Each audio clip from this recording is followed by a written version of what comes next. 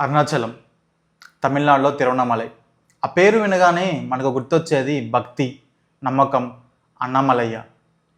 ప్రతి పౌర్ణమి రోజున కొన్ని లక్షల మంది భక్తుల పాదాలతో పవిత్రమయ్యే గిరిప్రదక్షిణ మార్గం. ఆ 14 కిలోమీటర్ల గిరిప్రదక్షిణ మార్గం చాలామందికి కేవలం నడక మాత్రమే కాదు, ఒక ఆధ్యాత్మిక అనుభూతి, ఒక జీవితకాల అనుభవం. ప్రపంచం నలుమూలల నుంచి ఈ అరుణాచలంకి వచ్చి ఓం అరుణాచలేశ్వర శివ అంటూ గిరిప్రదక్షిణ చేస్తూ ఉంటారు. కానీ కొన్ని రోజుల క్రితం అదే అరుణాచలం పేరు మరో కారణంతో వార్తల్లో నిలిచింది.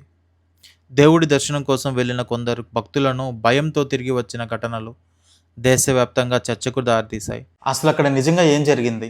అరుణాచలంలో తెలుగు భక్తులకి భద్రత ఉండదా? ఇక మీదట అరుణాచలం వెళ్ళాలనుకునే వాళ్ళు ఎలాంటి జాగ్రత్తలు తీసుకోవాలి, ముఖ్యంగా మహిళలు? అలాగే పోలీసులు మరియు టెంపుల్ అడ్మినిస్ట్రేషన్ వాళ్ళు ఎలాంటి అడ్వాన్స్డ్ సేఫ్టీ ప్రికాషన్స్ ఇస్తే ఇలాంటి సంఘటనలు మళ్ళీ జరగకుండా అరికట్టవచ్చు? ఇలాంటి విషయాలపైన ప్యూర్లీ నా ఒపీనియన్, నా థాట్స్ ఈ వీడియోలో షేర్ చేయాలనుకుంటున్నాను. ఆలస్యం చేయకుండా వీడియోలోకి వెళ్తానండి.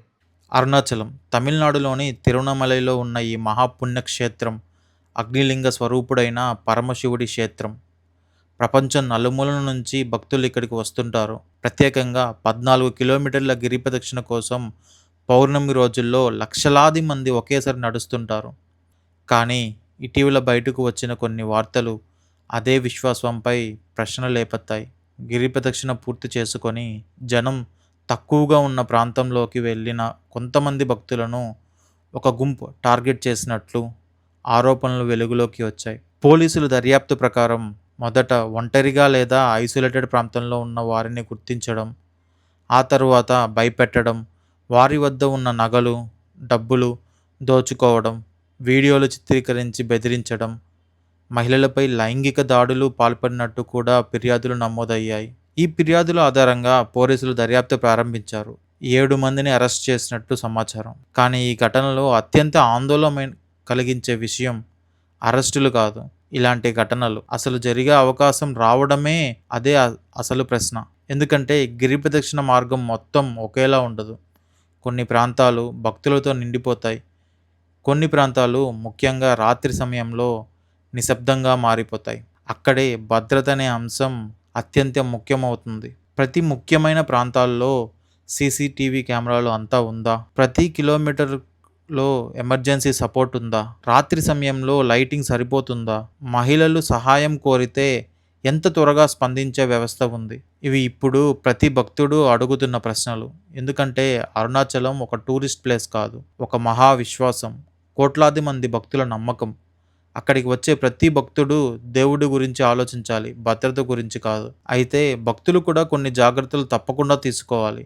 ముఖ్యంగా మహిళలు ఒంటరిగా గిరిప్రదక్షిణ చేయకండి. ఎప్పుడు గ్రూప్లోనే ఉండండి. మెయిన్ రూట్ వదిలి షార్ట్కట్లోకి వెళ్ళకండి. మొబైల్ పూర్తిగా ఛార్జ్లో ఉంచుకోండి. ఫ్యామిలీ మెంబర్స్కి లైవ్ లొకేషన్ షేర్ చేయండి. ఎమర్జెన్సీ కోసం 112 ఉమెన్ హెల్ప్ లైన్ 181 కూడా ఉపయోగించుకోవచ్చు. పెప్పర్ స్ప్రే లాంటి సెల్ఫ్ డిఫెన్స్ ఐటమ్స్ క్యారీ చేసుకోవడం మంచిది. అసలు ప్రమాదం జరిగే పరిస్థితి రాకుండా చూసుకోవడమే మొదటి భద్రత. ఇక ప్రభుత్వం, పోలీస్ డిపార్ట్మెంట్, టెంపుల్ అడ్మినిస్ట్రేషన్ వైపు చూస్తే మరిన్ని సీసీటీవీ కెమెరాలు అవసరం, మరిన్ని స్ట్రీట్ లైట్స్ అవసరం. పౌర్ణమి రోజుల్లో స్పెషల్ పోలీస్ పెట్రోల్స్ అవసరం, ఉమెన్ హెల్ప్ డెస్క్ అవసరం, ఎమర్జెన్సీ సైన్ బోర్డ్స్ అవసరం. అంతేకాదు డెన్స్ ఫారెస్ట్ ప్రాంతాలు, జనం తక్కువగా ఉండే స్ట్రెచెస్ దగ్గర డ్రోన్ సర్వేలెన్స్ కూడా ఏర్పాటు చేయాలి. ఏఏ monitoring systems, emergency SOS pillars, GPS enabled security points వంటి మోడర్న్ టెక్నాలజీని ఉపయోగించుకోవాలి. ప్రతి భక్తుడికి భద్రత కల్పించాలి. ఎందుకంటే భక్తులు దేవుడి దర్శనానికి వెళ్తారు, భయంతో తిరిగి రావడానికి కాదు. అరుణాచలం మీద మన నమ్మకం తగ్గలేదు, తగ్గకూడదు కూడా. కానీ ఆ నమ్మకాన్ని కాపాడే జాగ్రత్త మాత్రం తప్పనిసరిగా ఉండాలి. ఈ వీడియోని అందరికీ షేర్ చేయండి, ముఖ్యంగా అరుణాచలం వెళ్ళే వాళ్ళతో. ఎందుకంటే ఒక్క షేర్ ఒక కుటుంబాన్ని మరింత అప్రమత్తం చేయవచ్చు. ఒక్క సమాచారం మళ్ళీ ఇలాంటి ప్రమాదాలను రాకుండా నివారించవచ్చు. గుర్తుంచుకోండి, భక్తి మనల్ని దేవుడి దగ్గరికి తీసుకెళ్తుంది, కానీ జాగ్రత్త మనల్ని సేఫ్గా ఇంటికి తీసుకొస్తుంది. ఓం అరుణాచలేశ్వర శివ.